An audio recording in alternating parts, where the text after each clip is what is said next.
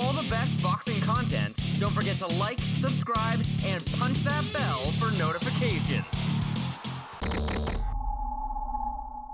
Boxing World Weekly, speaking with the 2020 Olympian and undefeated prospect, now turned professional, obviously, fighting on the undercard of Claressa Shields, Savannah Marshall. It's Caroline Dubois. And I want to start with, why are you a boxer?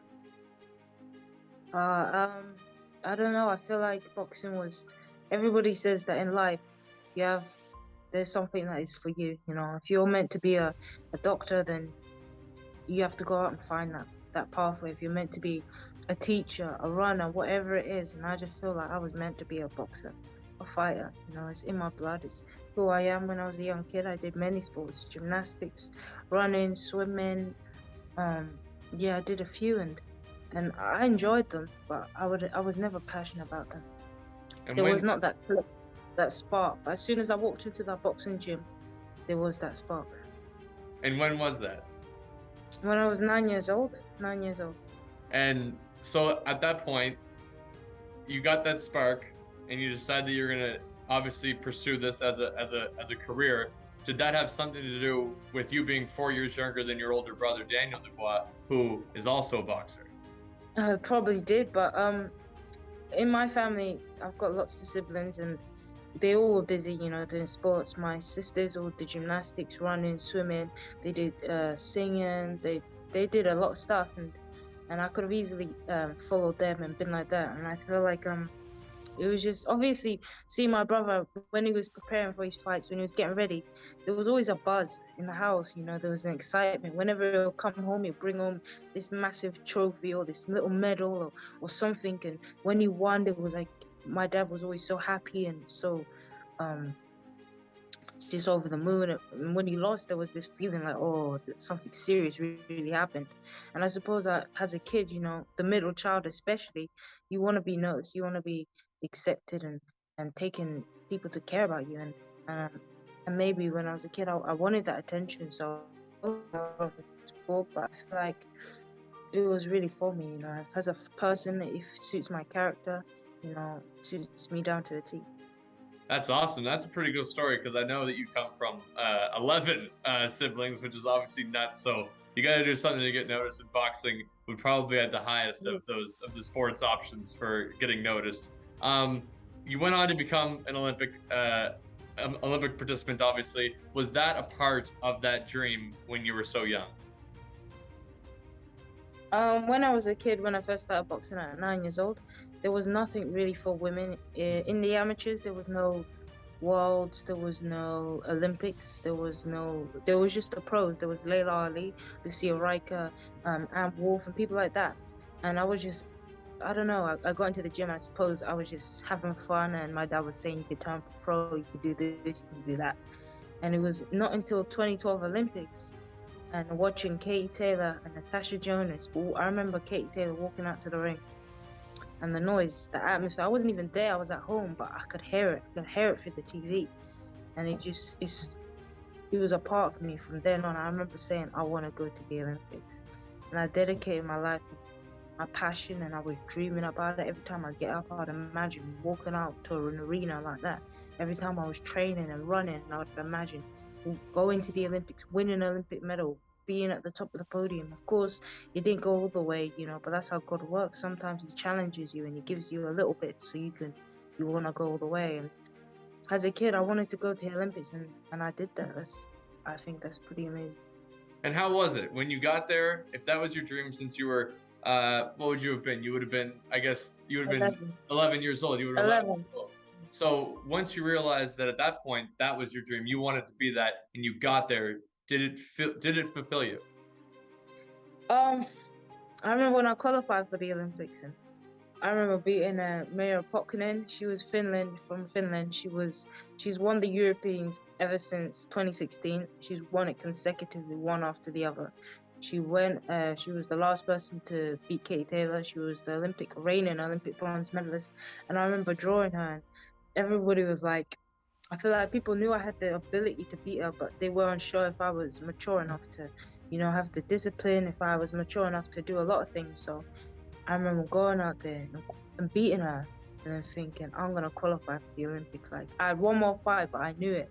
There was nothing that was gonna stop me. I remember me and my roommate Charlie, we were just telling each other every day, we're gonna qualify for the Olympic Games. We're gonna qualify for the Olympic Games. And when we did it, it was just, I remember we went back to the change room. We just started screaming. It was just crazy. And there was other countries there, like Italy, and everybody was like there was like a mutual understanding and respect. Like, all of us had qualified. We, worked our own butts off. We had it hard because we only had one chance. Like, normally, because of COVID, they usually get 3 opportunities, but we only had one.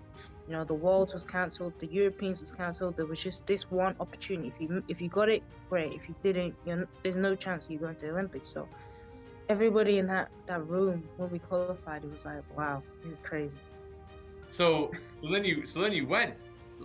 Did it feel like you expected it to feel? Did it exceed expectations? You obviously came away with it somewhat satisfied if you decided to turn pro afterwards. I mean, I remember before I went to Olympics, my dream was to go to Olympics, get a gold medal, and turn pro. Obviously, I went to the Olympics and I didn't medal, and I remember going back to the room and I was crying, man. I was so upset. And I was on the phone, and my dad he wanted me to turn pro. And after the Olympics, I was devastated. I didn't want to turn pro. I was like, unfinished business. I wanted to win the Olympic gold medal, I knew I was good enough. I knew on any day I could beat anyone. And I knew that. There was just things that had happened that in the lead up to the event. And but when I got home, like, my dad convinced me to go and see people, go and talk to people, go to Sky, go to Frank Warren and Eddie Hearn. And I remember walking into Sky. They were so excited. They were so, like, enthusiastic for me. They wanted me there, even though I hadn't medaled. And I felt like I was cheating them. Like, I'm not what you expected me to be, but yet you want me here so bad. And I was a little shocked, like, how enthusiastic they were.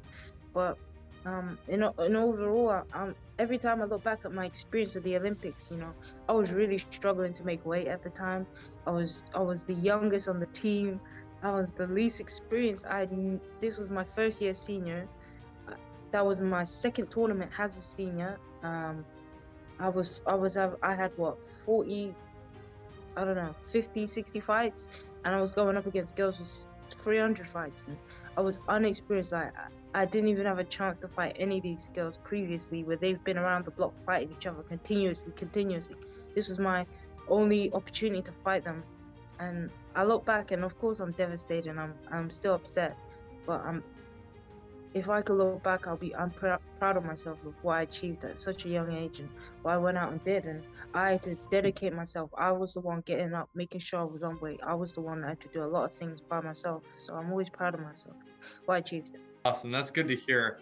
And now that we're here, you're fighting on this spectacular card, this all-female card, the first of its kind in the UK, headlining at the O2 Arena. You talked about it earlier, about, wanting that spotlight as being a middle child amongst so many. Do you think you have hit that spotlight? Do you have that spotlight currently in your family? I don't know. If you're a kid from a big family, it's hard to get that. But I would say all of us, we all bounce off each other, we all rub off each other. All my brothers and sisters, I love seeing my sisters happy, and I'm sure they love the same for me. I love seeing my brothers happy, and I love to see them winning, love to see them succeeding in life. I know when I go out there and I win, it brings them joy, and when they go out there and succeed at whatever it is they're doing, it brings me joy. I love seeing my sisters and my brothers happy and smiling. So in terms of competitiveness like that, I would say so. I would just say, I'm just happy at where I am right now. That's fair. And between you and Daniel Dubois, the only professional boxers right now, if I'm not mistaken, who do you think's the better fighter? I don't know. Depends what you like. I don't know. I don't know if I'm allowed to say. No, seriously. My brother, I think his skills are very underrated. I sometimes watch him in the gym, and I'm blown away. I'm picking up bits from him. Like, his skill level is underrated. Of course, he knocks a lot of people out, and so people just pay attention to that, and they fine tune to that. But his skill, his dedication, his training, mentality is really good, and I always watch over him and look after, try and be inspired by him. So I don't know to say who's the better boxer. I think you have to have an outsider speaking in and giving an opinion. Well, both of you seem to be on a little bit of a knockout, aspirations. You're coming off 2 stoppages. It seems like every single thing I see about promoting your fight this weekend, you're looking for the stoppage. Is that true? For sure, I want to put on a performance every single time I step in the ring. As a boxer in the amateurs, it wasn't about knocking people out. It was about winning. It was about learning experience each and every time, but ultimately coming home with a gold medal. As a pro, it's the entertainment business. You want to win, of course, but you want to entertain. You want to have people talking about you weeks and months afterwards. You want people saying, "Wow, that girl is something special," and the way you do that is by putting on a clinical whitewash performance, showing them levels of skill they haven't seen in a while, or you putting up a knockout. So I just want to perform, and I want people to be impressed by me. I want to put a beat down on this girl who I'm fighting. I want to beat her up, and I want to perform really, really well. How does it feel for you to be asked? You were at Taylor Serrano, and this is going to be a full circle question. You were at Taylor Serrano, obviously mesmerized like the rest of us who were at Taylor Serrano, and now you're on arguably the next biggest step in women's boxing. Was that something that when you found out that this Shields Marshall fight was being talked about and like the inner works were being talked about, did you want nothing more than to be on this card? I wanted nothing more to be on this card or to be ringside with some popcorn, just watching it, soaking it all in, like every punch thrown, just like watching it like a tennis match. But yeah, so I'm happy that I'm on the show. I really am, and it's a good opportunity for me to learn how to deal with, real fight pressure, like real, big fight pressure. This is a massive fight. 20,000 people are going to be there. It's going to be sold out. It's going to be rampant. The energy, the atmosphere, the electricity is going to be different. Nothing I've ever experienced before. So this is a good experience for me to learn how to deal with all of that. And if I can go out and perform on top of that, win, and put on a great performance, then this is what's going to help me in the long run. So I'm really grateful that I've been given the opportunity to fight on such a big card. And as a boxing fan, I love boxing, and I love watching female boxing as well. And so I'm excited for this fight. And I want to know for sure, are you the fight before Mayer Baumgardner? I think so. That's what everybody's been telling me. I hope so. Because then that expands this opportunity even further. Like in your first 2 fights, obviously just starting out as a pro, you're going to be lower on the card. One of the first, couple fights into the night. But this one, you're one of the last fights of the night, and it's easily the biggest card. It's one of the biggest cards of the year. It's crazy. It's crazy. But that just goes to show how much Sky believed in me. Ben Shalom and Adam Smith and all these people. Like, I remember walking into the Sky Sports, and I felt like I didn't deserve to be there. I hadn't medaled. I knew I was a good boxer. I've sparred everyone on the GB team. I sparred Kelly Aaron. I sparred everybody, and I knew I've what it takes to be a world champion, and something that's never been seen before. But I felt like I was a disappointment inside of myself that I didn't medal, and these people, they're gonna obviously act like they want me, but I don't know how far they want to take me. But they were enthusiastic from day one, and I'll give them that. Like, they're enthusiastic. It rubbed off on me. It made me wanna, turn pro. It made me wanna impress them and prove them right. And the fact that Sky have given me opportunity after opportunity, from Bournemouth, from Cardiff, I've been on nothing but big shows, and I've always had good placing in the fight terms, and they're giving me this opportunity again. It's time for me to show out and just prove them right, and make them see that they gave me a good shout in signing me up. And when would your mindset change? Because obviously they think highly of you, and everybody who watches you thinks highly of you. So when will the mindset change for you? You're 3-0, you're 3-0 so far. Is it maybe this performance that'll change your mind, or is it a world title that will change your mind on, you know what, I do belong on where I am because I am this good? I mean, definitely. I feel like how I perform on the weekend is gonna give me a lot of confidence and give me a lot of belief, and that I can go the way, that I'm made for this. I'm made for this limelight. I'm made for this these massive shows and these massive occasions. So this is a great. I'm excited to see how I deal with this event. In terms of when I start like feeling like I deserve every inch of what I've been given, I want to win a world title. You know, I want to do something that's never been done before. I want to go through the weights, and I win as many world titles as I possibly can. I don't think I'll ever be satisfied. You know, every time I get in the gym and I spar Shane and all the other coaches, Josh, they're always like, "Wow, that was like really good. Wow, are you happy with that?" And I'm like, "No, I'm not. I want more. I want to do better. I want to be better. I want to dominate from the first second to the last. I don't want to get hit by a punch. If they hit me, I get angry with myself. You know, if I feel like they're not on my level and they're touching me, I get irritated. You know, but that's just my attitude towards myself." And so, what's your relationships like with the main event participants, Alycia, Mikaela, Claressa, and Savannah? With the co-main, Alycia, I've never ever speaking to her before this, before last month. Last month, was it? Yeah, Last month. Yeah. And I remember seeing her and being a bit mesmerized by, like, I've seen this girl knock out Terry Alp. I've seen this girl, you know, I've watched a few of her fights, and it was cool seeing her, you know. But she came across really, really nice as a person, you know. Of course, she's talking a lot of smack, building up the fight, and, you know, making herself believe that she can knock out Mikaela Mayer. So I get that completely, 100%. But as a person, what I've seen of her, she's a very nice person. She's very down to earth. She's very respectful and open and easy to talk to. And she just seems like just a genuine, nice person. And Mikaela Mayer as well. I remember going to Colorado and seeing her train. I sparred her up in Colorado, and, you know, I've been blown away by her humbleness and how she is. You know, she's making way like everybody else, but she's always got time to speak to everybody.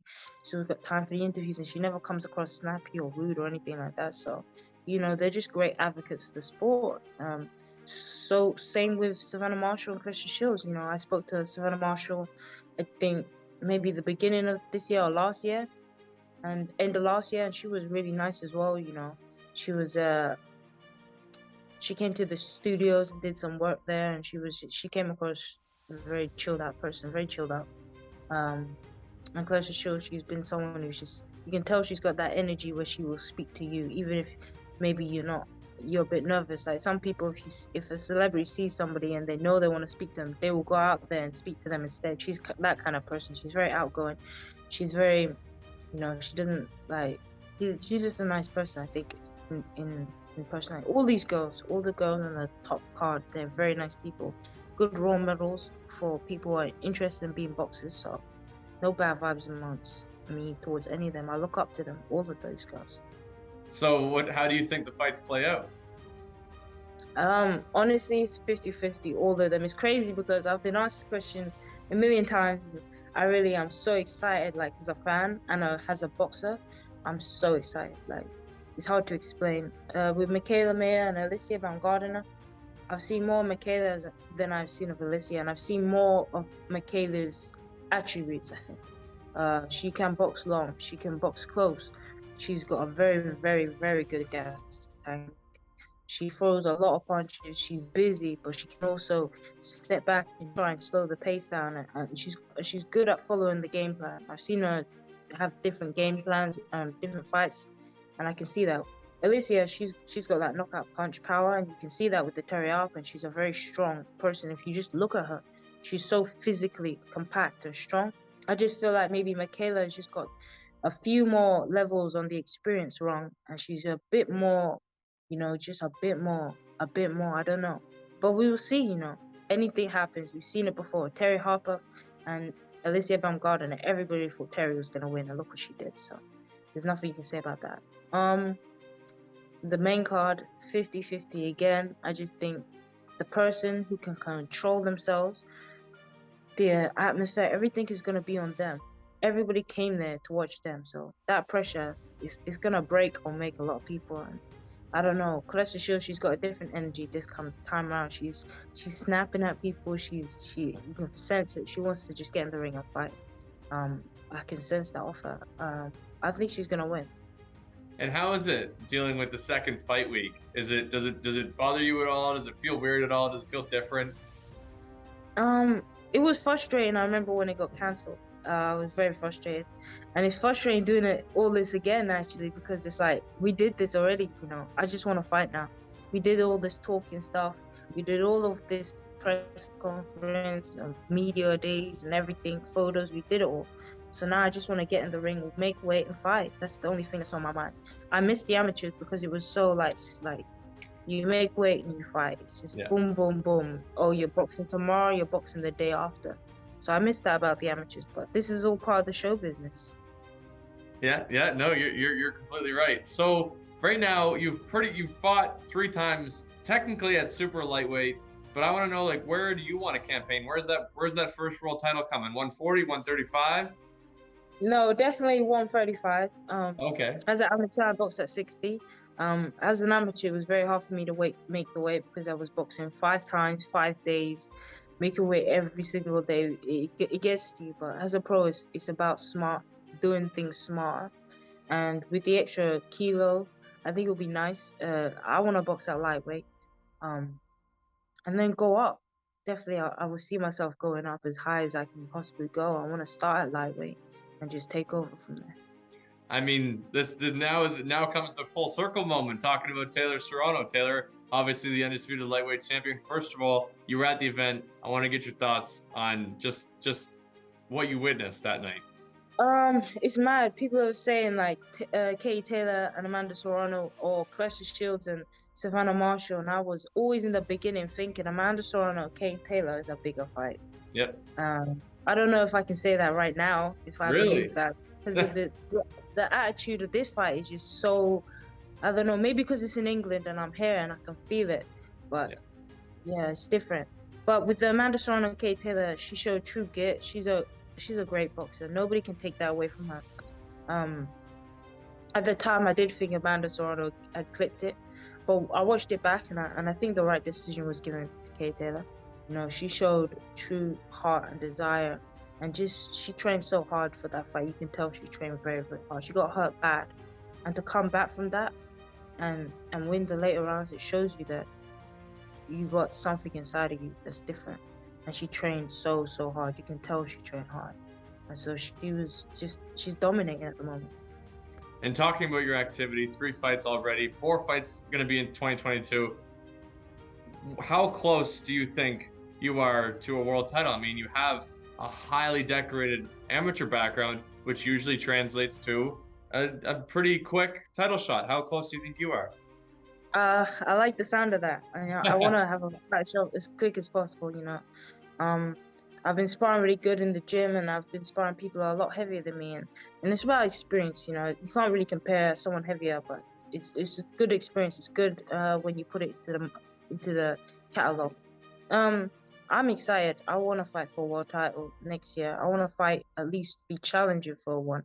I want to be on the contender list. I want to be the second up from that opportunity. I'd love to have a world title by the end of this year. So that's Katie Taylor. I mean, if it's her, I don't know how long she's intended on staying around. She's getting on in age, and she's a really, like, what she's done, I don't know. But I would love to fight her. If that fight came around, that would be crazy. I love that. What's been the biggest surprise of your pro career so far? Just getting used to it, I think. Just getting used to the difference from the pros and the amateurs. The whole fight week, you don't do that as an amateur. You don't do media days. You don't do media workouts. You don't do interviews. You don't have people coming up to you asking you how you feel and stuff like that. You just get in the ring, make weight, and that's it. So that difference, getting used to that and learning how to cope with that, learning how to deal with that, learning how to just, not like let it bother you and stuff. That's been the toughest change, I think. And you weren't expecting that? I mean, I've seen it. Like, it's mad. I see my brother go to press conferences, and I watch press conferences, but doing it is a total different thing. You're there for hours, and you're like, wow, I got way in tomorrow. I'm tired. So yeah, it's a different thing having to deal with it. You're hungry, fight week. You're snappy because you're fighting. you got that aggressive mode inside of you because you just want to fight and beat somebody up. And you got to do interviews, you got to see your opponent, you got to do this, you got to do that. So it's about controlling yourself. I'm learning that. So I want to know, I mean, your nickname seems like an obvious choice, but I really want to know if there's a story behind it. I mean, Sweet Caroline, we all know, but is there a story behind it?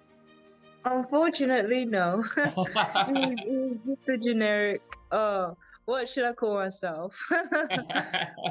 When was that decided? Was that in the amateurs, or was that when you turned pro? No, that was when I turned pro, yeah. It was just like, you're just like, well, I think I need a nickname, so I'm gonna go with Sweet Caroline. Yeah, I don't know if that's gonna stick around, but for so far it's doing well. Do you have any other thoughts, maybe? I don't know. When I was a kid, I remember being at the Lynn. The coaches used to call me Sugar after Sugar Ray Leonard, which is cool. And the other day, Derek Chisora trainer Don Charles, he came to the gym and he was bringing a fighter to train and spar as Chris Billam Smith.